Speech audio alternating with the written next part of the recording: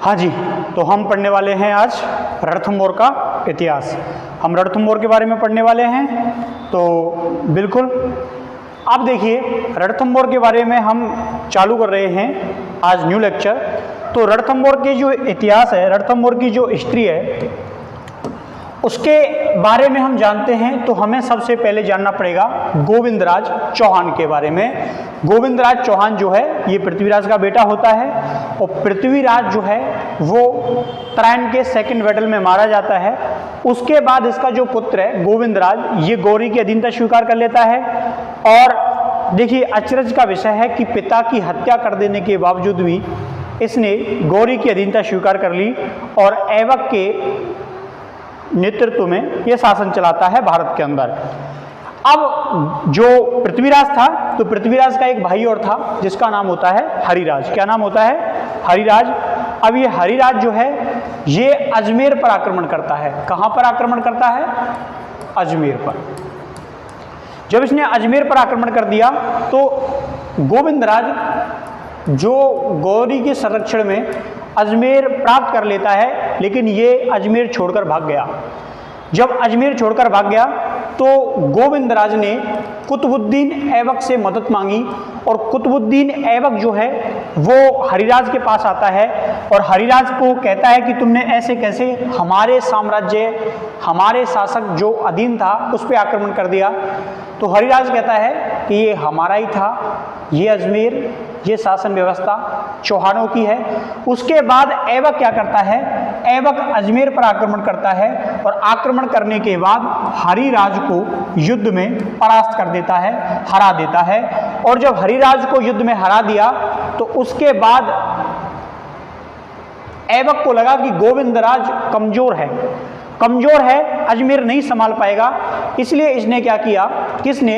कुतुबुद्दीन ऐबक ने जो अजमेर की शासन सत्ता है उसका संचालन है वो किसको सौंप दिया?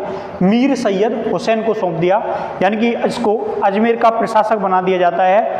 वर्तमान में अपन लोग यानी कि हम लोग या मुस्लिम लोग इसको मीरान शाह के नाम से पहले जानते थे और इसकी दरगाह बनी हुई है। क्या बनी हुई है यहाँ पे?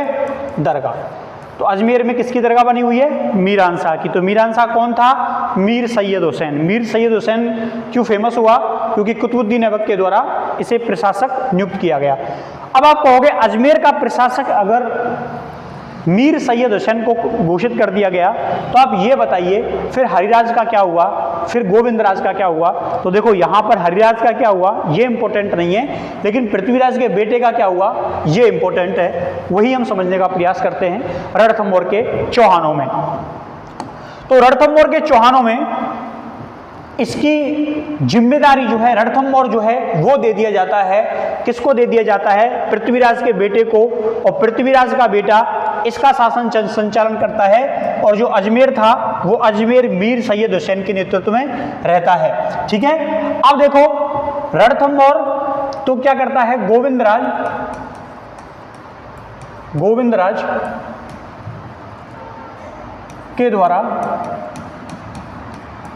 रणथंभौर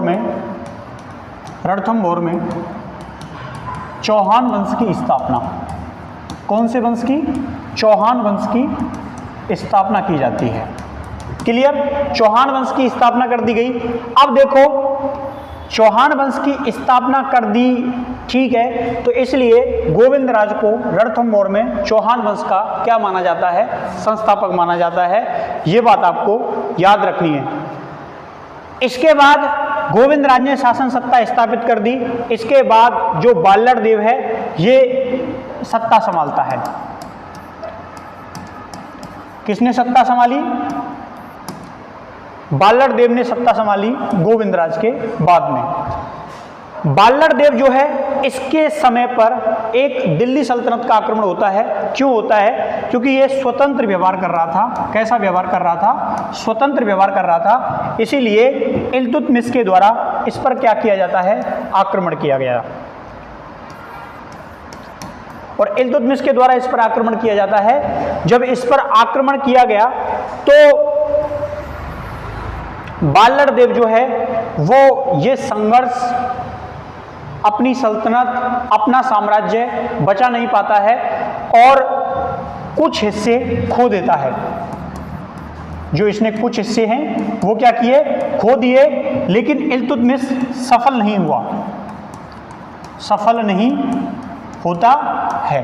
कुछ हिस्से खो दिए थे लेकिन सफल नहीं हुआ पूर्ण रूप से, इसलिए अगले जो शासन व्यवस्था है उसमें प्रहलाद, वीर नारायण और ये आगे कई शासक आएंगे, लेकिन ये इतने इंपॉर्टेंट है नहीं, इसलिए आपको केवल इसमें इतना याद रखना है कि वाल्लड़ देव के समय इल्तुतमिश का आक्रमण हुआ। इस आक्रमण में कई हिस्से खो दिए लेकिन पूर्ण रूप से सफल नहीं हुआ इसको हराने में, रणथंभौर को विजित करने में। अगला प्रहलाद देव और वीर नारायण। अब देखो इसके बाद क्या होता है, इसके बाद जब वीर नारायण शासक बनता है, कौन शासक बना, वीर नारायण शासक बनता है, तो वीर नारायण भी इनके साथ संघर्ष करता है। क्या करता है, संघर्ष करता है। इसके बाद जो शासक बना वो बनता है बाघभट्ट। कौन शासक बना, बाघभट्ट शासक बना। और बाघभट्ट छोटे छोटे बीच के शासक हैं, तो बाघभट्ट जो है इसके बारे में तकवात ए नासिरी, इसके राइटर कौन है, सिराज है। तो सिराज के द्वारा ये पुस्तक जो है वो लिखी जाती है और बताते हैं कि बाघभट्ट जो है, क्योंकि जो वीर नारायण है इसके समय इस दुर्ग जो है ये इनके अधीन चला गया था, इसलिए बाघभट्ट के द्वारा 1236 में क्या किया गया, आक्रमण किया जाता है। और जब आक्रमण किया गया तो दुर्ग के जो अंदर कौन थी, सल्तनत की सेना थी। ये सल्तनत की सेना चारों